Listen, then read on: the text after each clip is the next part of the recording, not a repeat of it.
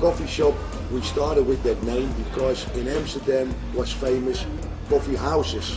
Coffee houses were places where the working people come together and eat their breakfast between their shifts and all these things, and it isn't particular living room atmosphere as well. We want to do the same atmosphere, the same style, but then with cannabis, so we choose for the name Coffee Shop, and we choose to do it in open. Not only for the friends who sneak by, but as well for other people we didn't know, but who want to smoke a joint as well. So we serve these people as well to make sure that they didn't need to get on the street to buy the other wrong things. And from that step to the other step, we created actually a whole new type of how you say it, bar business, but then in compare with just focus on cannabis. And because we keep everything out who use other things than cannabis, by itself we create a special cannabis atmosphere. And people who smoke a joint are completely different than people who use cocaine or LSD or whatever. It is a whole different kind of persons with particular other ideas and feelings, so you can mix them with alcohol or with other drugs. And that was our focus, and we created that, and it still exists almost 35 years in that way. People from other countries, tourists, visitors, they enter into that small coffee shop as well, and it started to be a particular living room, a base in a very rough sea, because the red light district at that time was a rough sea, and that living room effect, that living room atmosphere that we create, and where we really have that hard line, don't even dare to use something else than cannabis in our living room, that worked out well.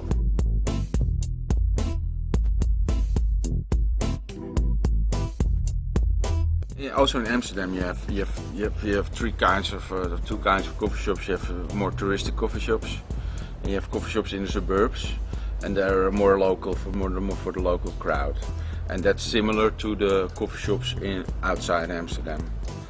And they have a more like a local pub function. It's similar like a cafe in a way, you know, there's a social thing, everybody knows each other, and it's like the local bar, you know, the local pub. But only, you know, people who smoke to feel different instead of drink to feel different. Yeah. It's more friendly actually, it's less aggression of course, because alcohol much more stimulates aggression. And in coffee shops there's hardly any aggression.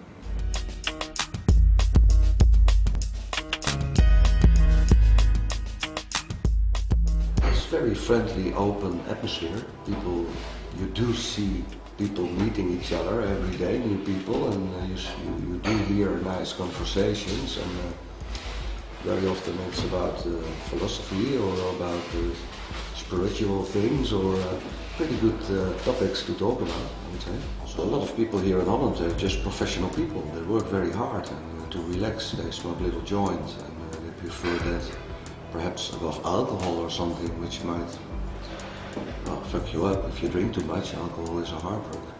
Cannabis won't make you aggressive. So we never have fights here or big problems. It's always quiet. It's good. Well, there's a very distinct line between hard drugs and soft drugs. That's actually probably the most important thing of having coffee shops. Because in the past, when you had a house dealer or a guy just walking around, yeah, you can buy cannabis, but perhaps you can also buy other products, hard drugs or something. So the moment you have a shop, you can actually check that shop and regulate it.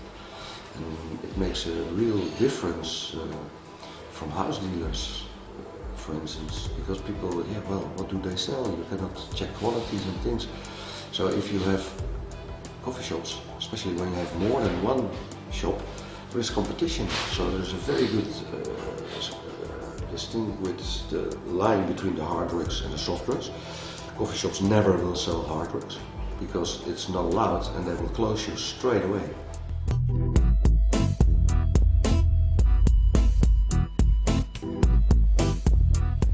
In the 70s, when I started smoking, there was a few coffee shops already, but like when you start smoking, it's all exciting still. And where do we get it? Oh, you go to this house dealer, or you buy it from somebody on the street. And these street dealers, they don't care. You know, they want to make money, and they don't care if it is with hashish, marijuana, pills. They don't mind. You know, as long as they can sell. But you can be a victim of that. You know, if you trust those guys and maybe your kid starts using heroin, and after half a year he's an addict, and you find out, and there's big troubles in the family, you know? So it's always better to go to a coffee shop.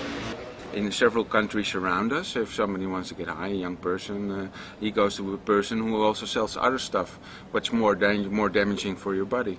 It's better to have a coffee shop around the corner than a couple of local dealers, because they don't give a shit about the environment or the rules in the street or the respect for each other. You know, a local street dealer doesn't have that responsibility. So that's why a coffee shop is much better success. To have a coffee shop in a village or a little town than local dealers. What they did here, some cities still allow a new coffee shop to come in, with the approval of the mayor and the city council and everybody. And when that coffee shop is open, they make sure they go after all these house dealers, you know. They shut them down. So there's only coffee shops that sells cannabis, that's it. So the police, it makes it more easier for the police to go after the guys who selling the hard drugs, you know, and to go after real crime, let me put it this way. We have the Dutch policy, but the Dutch policy means that every mayor of a city can go his own directions. And like other countries, it has to do with what kind of politic party running the country. And for the last years, we have politic parties who really say, we go to zero.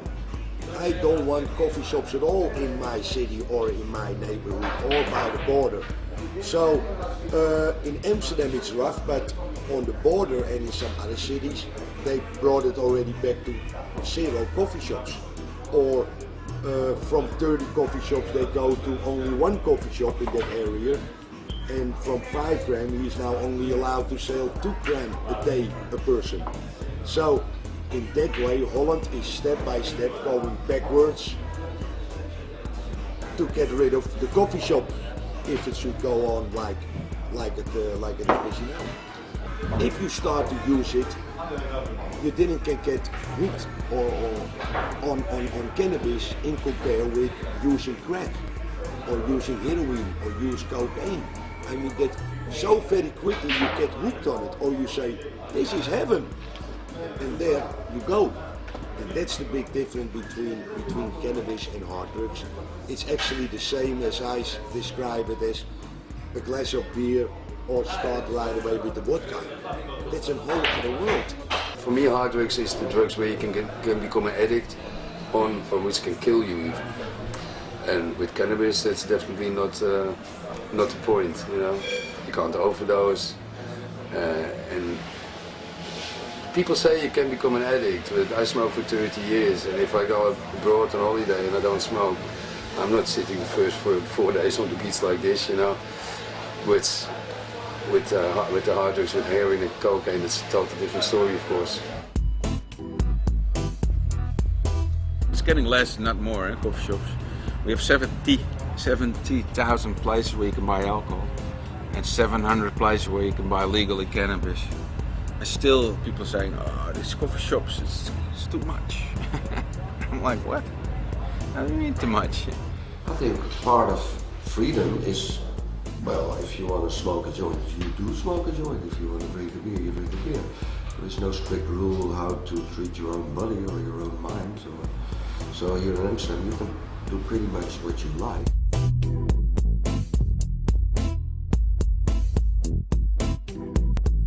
The kind of people who visit the Bulldog, we really can say from 18 till 88.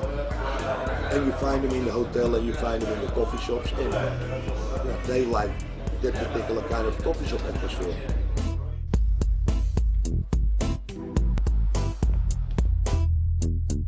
had a right to be individual, you know, and this sort of city of freedom, yeah. And I think that's what people feel when they come here, you know. So a lot of people say to me, oh, it feels like coming home. They come in the first time and they come in and it's like, it feels like coming home or something, you know, that feeling. So yeah, and with the combination of having a joint in your hand and having that feeling of freedom here, and yeah, it still makes it unique, I think. But Amsterdam is nice without a joint too.